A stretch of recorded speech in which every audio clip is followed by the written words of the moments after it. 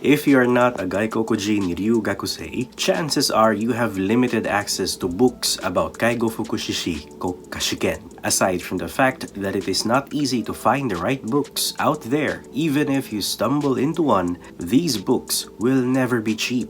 Unless of course someone sold you a used one. Nevertheless, even if you have the best and cheapest books in your Honda na, having the time to actually read them will still be challenging. Especially if you have a full-time job here in Japan. However, if you're one of those few people who have the will to sacrifice a lot of things just to pass the Kaigo Fukushi国家試験, become a Kaigo Fukushi and bring your family here to Japan and live with them forever, then this video might just be for you.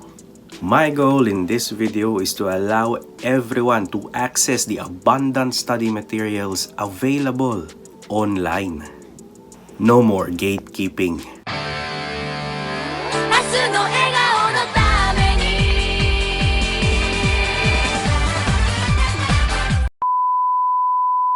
And I know I already made a video about the tips in taking the Kaigo Fukushi国家試験. Regardless, I'm still gonna do this. This video is all about an exam tip and one tip only. But this is no ordinary tip. No. You might even say this is the tip of all tips. With this tip, you can definitely increase your chance of passing the exam. You might even say that this tip is the ultimate tip in taking and passing the Kaigo Fukushi国家試験.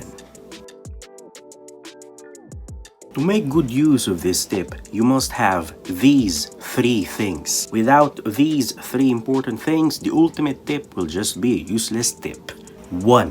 You must have the ability to read and understand difficult Japanese. Preferably a Japanese comprehension skill of JLPT N3 or above. Let me be clear, you don't need to pass JLPT N3. No, you only need to have a Japanese comprehension skill equivalent to or greater than JLPT N3. There's a huge difference between a person who passed JLPT N3 and a person with Japanese comprehension skill of JLPT N3. Because not everyone who passed JLPT N3 will have a Japanese comprehension skill equivalent to JLPT N3. What? Bro, what are you talking about, man? Having a JLPT N3 or N2 certificate will not automatically give you a Japanese comprehension skill equivalent to JLPT N3 or even N2. Don't get me wrong. I am not invalidating your achievements. No, passing JLPT N5, N4, N3, N2, or even N1 is a huge achievement on its own. It's a very momentous event in a person's life that needs recognition and celebration. Take my life away. I put a hole in a nigga for fuck. However, your JLPT certificate will never help you pass the Kaigo Fukushi国家試験. I mean, come on, that's just a piece of paper. The only thing that will help you in passing the Kaigo Fukushi国家試験 is your Japanese comprehension skill. And ladies and gentlemen, your Japanese comprehension skill will never be written in any piece of paper. That skill of yours will be located here and here. And that is why I believe when taking Kaigo Fukushi国家試験, you don't need to pass JLPT N3. You only need to have a Japanese comprehension skill equal to or greater than JLPT N3. How would you do that? Study. But don't study for the sake of JLPT. Study because you want to improve your Japanese comprehension skill. Study because you want to attain that level of Japanese skill that will make you a Kaigo Fukushi. Now, after all of that and you still want to play it safe, that is, you still want to pass JLPT N3 or N2 before taking Kaigo Fukushi国家試験, well, that's up to you. Just remember this, JLPT is not a good parameter in evaluating your chances of passing the Kaigo Fukushi国家試験. I mean, the majority of the words used in Kaigo Fukushi国家試験 can never be found in Nihongo no Ryoku shiken. No, never. So if you're one of those people who are very confident that you believe that your Japanese comprehension skill is equal to or greater than JLPT N3, dude, you're good to go. 2. You must have access to the internet. This tip that I'm gonna share with you is only accessible online. Obviously, you will need a stable internet connection for this. 3. You must be able to type in Japanese using your phone or computer. And when I say Japanese, I'm not talking about this.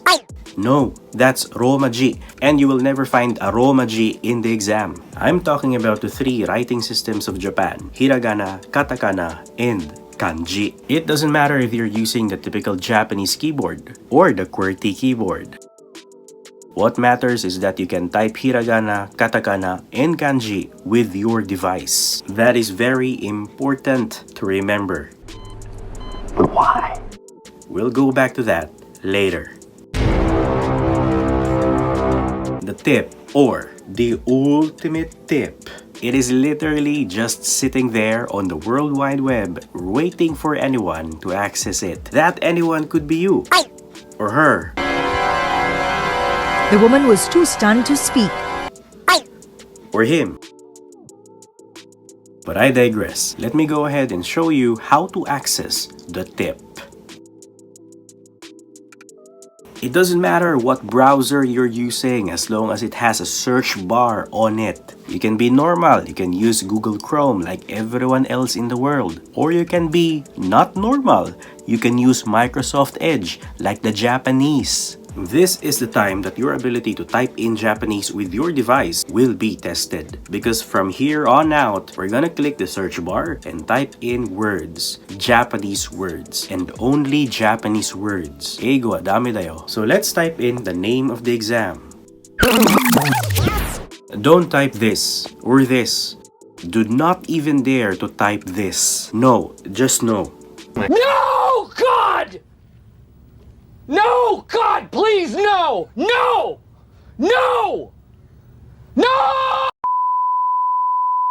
Why? The tip we're trying to access will be written in Japanese and can only be accessed in Japanese. So if you type in English, the tip will never show itself. You can never access the介護福祉士国家試験 tip in English. So, type the Japanese name of the exam, and that is the 介護福祉士国家試験.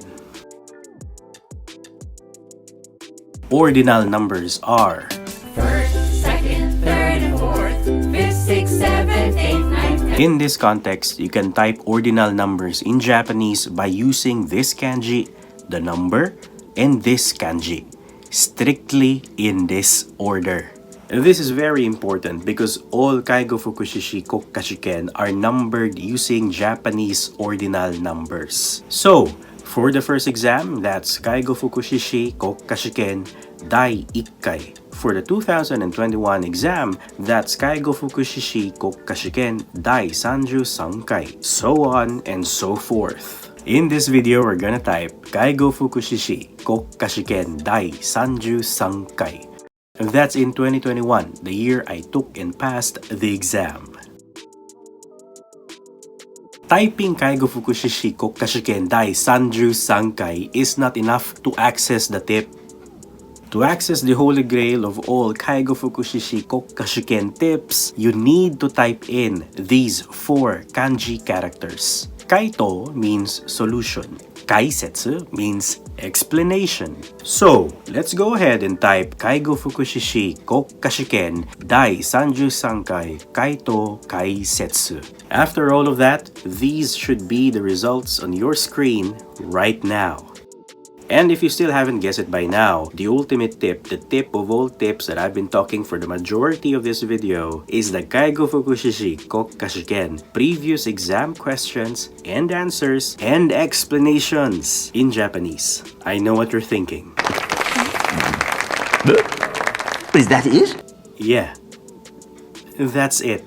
What were you expecting? Did you expect me to give leakage or ways to cheat in the exam? I don't want to go to prison, and I don't have access to leakage or cheats.